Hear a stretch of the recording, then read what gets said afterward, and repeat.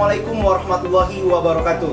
Nah, di video kali ini kami akan melakukan praktikum produksi ternak unggas dengan dosen pengampu Ibu Tati Vijayanasari SPTMP. Nah, sebelumnya izinkan kami untuk memperkenalkan diri. Perkenalkan, nama saya Teguh Azira Perkasa dengan NIM 190306046. Dan saya Sarifah Riza dengan NIM 190306001. Dan saya M. Angga Maulana dengan NIM 190306049. Nah, kami semua ini dari PTNA. Adapun pembahasan kami yaitu mengenai ternak unggas ayam kampung jantan. Oke, baik, di video ini saya akan menjelaskan mengenai sistema sirkulatoria dan sistema respiratoria. Nah, adapun bagian-bagian dari sistema respiratoria, yang pertama itu ada laring. Ini laring. Kemudian ada trakea. Kemudian pada saat percabangan dua ini kita sebut ini sebagai percabangan bronchiolus tubus atau bronchiolus. Nah, kemudian ada pulmodexter sebelah kanan dan pulmosinister sebelah kiri.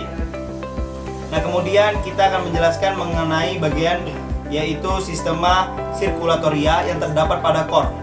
Nah, di sistema sirkulatoria ini kita bagi menjadi 4, yaitu yang pertama ada bagian atas kanan yaitu antrium dexter. Kalau yang sebelah kiri namanya antrium sinister. Nah, begitu di bawahnya itu ada ventricle dexter dan ventricle sinister. Adapun saluran yang memompa yang masuknya darah ke jantung yaitu disebut saluran aorta di bagian sini. Nah, di sini yang pertama saya akan menjelaskan mengenai tractus digestivus. Nah, yang pertama itu ada rostrum. Rostrum terdapat dua bagian, yaitu bagian maksila atau bagian atas dan mandibula bagian bawah. Nah, di sini juga terdapat langit-langit yang disebut dengan palatum durum yang biasanya pada ternak unggas ayam berbentuk segitiga. Selanjutnya ada celah nares posterior yang terletak di sepanjang hampir palatum durum dan melebar ke bagian anterior faring. Selanjutnya terdapat kelenjar saliva yang berfungsi untuk alat lubrikasi, yaitu dengan cara membasahi pakan agar mudah ditelan.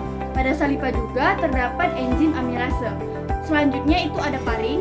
Nah, ini dia. Paring merupakan tabung muskulomembran yang mendukung sistem digestif. Selanjutnya kita masuk ke bagian esofagus. Nah, ini dia esofagus. Esofagus berfungsi untuk menyalurkan pakan dari rostrum ke crop. Dinding esofagus menseleksi lendir atau mukosa sehingga pakan lebih mudah tertelan dan terdapat gerakan peristaltik agar pakan mudah tertelan. Nah, selanjutnya kita ke crop. Nah, ini dia crop.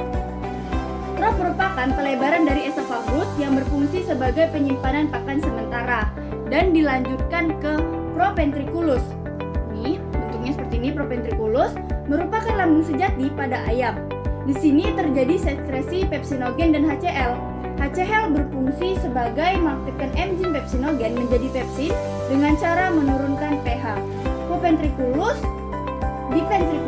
Di proventriculus makanan hanya melintas sebentar, sekedar dibasahi dengan sekresi gastrika. Nah, dilanjutkan ini dengan ventriculus atau dengan disebut gizat. Di dalam gizat terdapat otot yang sangat kuat yang berfungsi untuk menggiling dan melumatkan pakan dengan bantuan grit atau kritil.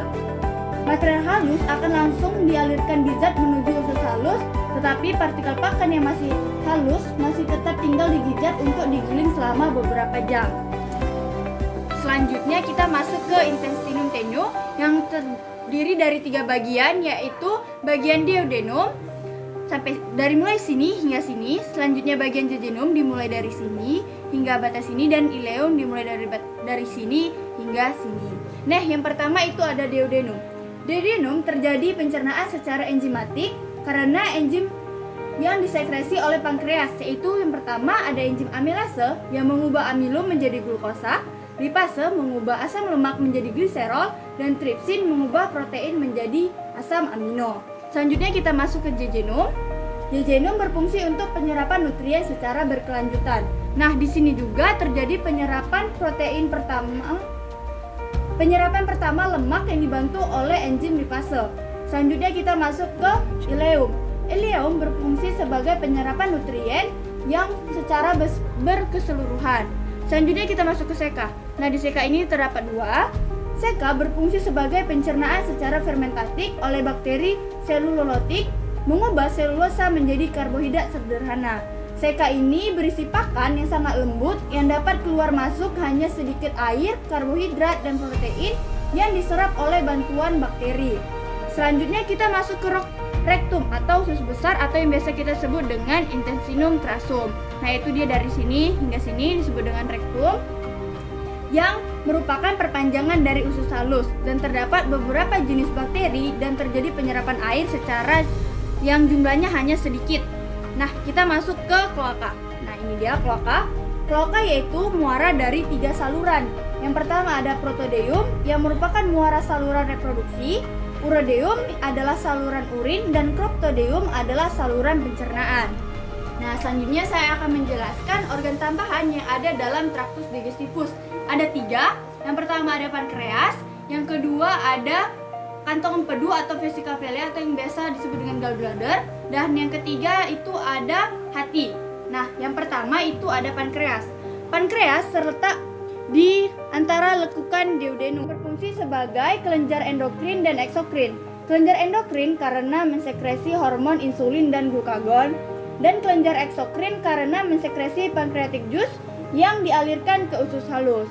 Selanjutnya kita masuk ke kantung empedu atau vesica valia atau gallbladder ini. Nah, ini dia yang berfungsi untuk mengaktifkan enzim lipase pankreas, mempercepat kerja amilase pankreas, membantu menginfusi lemak, membantu penyerapan lemak, membantu penyerapan vitamin, dan memiliki sifat antiseptik untuk memecah lemak.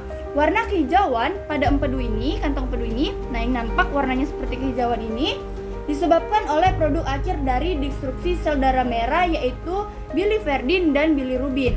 Dan yang terakhir ada hati.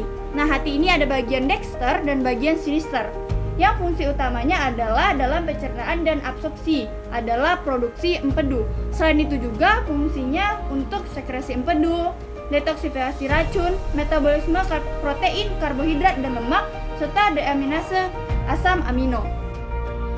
Oke, baik, di sini saya akan menjelaskan bagian traktus digestivus yang sudah dibedah ya.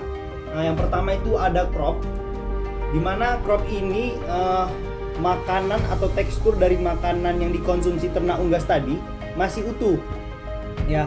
Adapun diameter dari crop ini sekitar 5 cm. Nah, jadi kenapa makanan di crop ini masih utuh? Dikarenakan si ternak unggas tadi tidak memiliki yang namanya gigi, sehingga crop ini makanan langsung masuk dari esofagus masuk ke dalam crop. Nah, kenapa teksturnya agak sedikit basah? Dikarenakan salipa. Jadi glandula salipa itu bermuara di dalam crop. Kemudian setelah dari crop, makanan masuk ke proventriculus. Nah, di proventriculus ini dia panjang dari proventriculus ini sendiri sekitar 3 cm. Nah, namun tekstur dari proventriculus ini sudah sedikit agak tidak utuh atau sudah sedikit basah ya, sudah sedikit basah.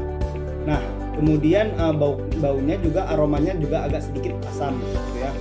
Nah, kemudian ini masuk ke dalam lagi gizat. Nah, pada saat gizat inilah dia proses terjadinya, kalau di manusia itu seperti kita mengunyah makanan, namun kalau pada unggas itu dia ada batu kerikil atau grit yang menghancurkan makanan sehingga terjadilah tekstur yang seperti ini. Nah, adapun lapisan yang kuning ini disebut lapisan koilin. Nah, lapisan koilin ini sebagai pelindung dari dinding gizat itu sendiri. Oke, nah kemudian kita masuk ke dalam intestinum tenue. Oke, sebelum kita masuk ke dalam intestinum tenue, diameter dari gizat ini sekitar 6 cm ya. Oke, kita masuk ke dalam intestinum tenue atau yang pertama itu ada duodenum. Nah, jadi panjang dari duodenum itu sendiri sekitar 30 cm. Nah, adapun tekstur dari makanan ini sudah sangat encer ya. Bisa dilihat sudah sangat encer. Warnanya agak sedikit kuning kehijau-hijauan, dan aroma dari duodenum ataupun cairan ini sudah asam ya, sudah asam. Oke. Selanjutnya kita masuk ke dalam jejunum. Nah, di jejunum ini teksturnya sudah ada yang masih ada yang cair dan juga masih ada yang padat gitu, yang sudah ada mau memadat gitu. Nah, warnanya ini juga sudah mau kehijauan. Nah, aromanya sudah sangat asam ya. Kemudian masuk panjang dari jejunum ini sekitar 55 cm. Oke, 55 cm. Nah, adapun kita masuk ke dalam ileum. Nah, ileum ini dia sudah tekstur dari makanan tadi sudah sedikit encer. Sudah sedikit encer. Panjang dari ileum ini sekitar 6 cm. Nah, kemudian masuk ke dalam seka. Oke, seka ini. Nah, di seka ini panjangnya sekitar 13 cm. Nah, panjang seka ini per bagian ini sekitar 13 cm. Ini 13, oke. Nah, tekstur dari makanan yang ada, makanan yang di seka ini sudah betul-betul padat ya. Sudah betul-betul padat. Dan warnanya memang sudah betul-betul berwarna hijau dan aromanya ini sudah sangat asam sekali ya. Oke.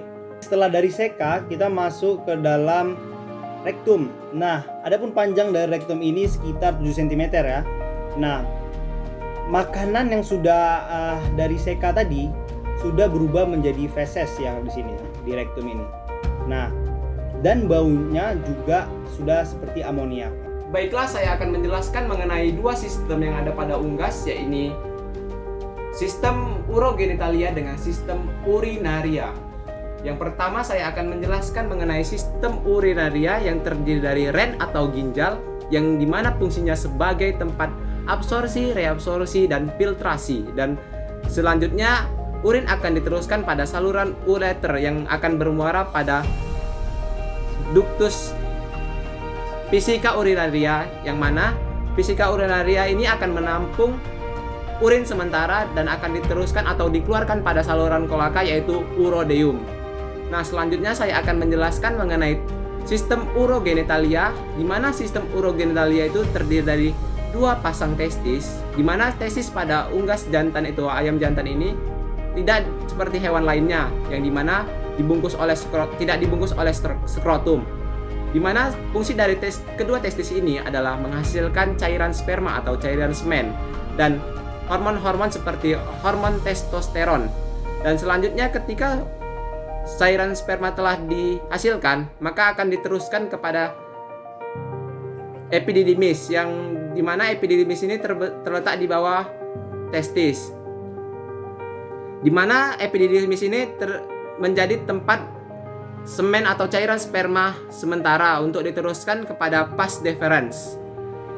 Vas deferens ini akan menampung urin untuk dimatangkan dan selanjutnya akan dikeluarkan melalui kolaka ataupun saluran ejakulasinya, yaitu adalah proctodeum. Oke, demikianlah pemaparan dari kami mengenai praktikum produksi ternak unggas. Lebih dan kurangnya kami mohon maaf. Billahi taufiq wal hidayah. Wassalamualaikum warahmatullahi wabarakatuh. Terima kasih. Bye.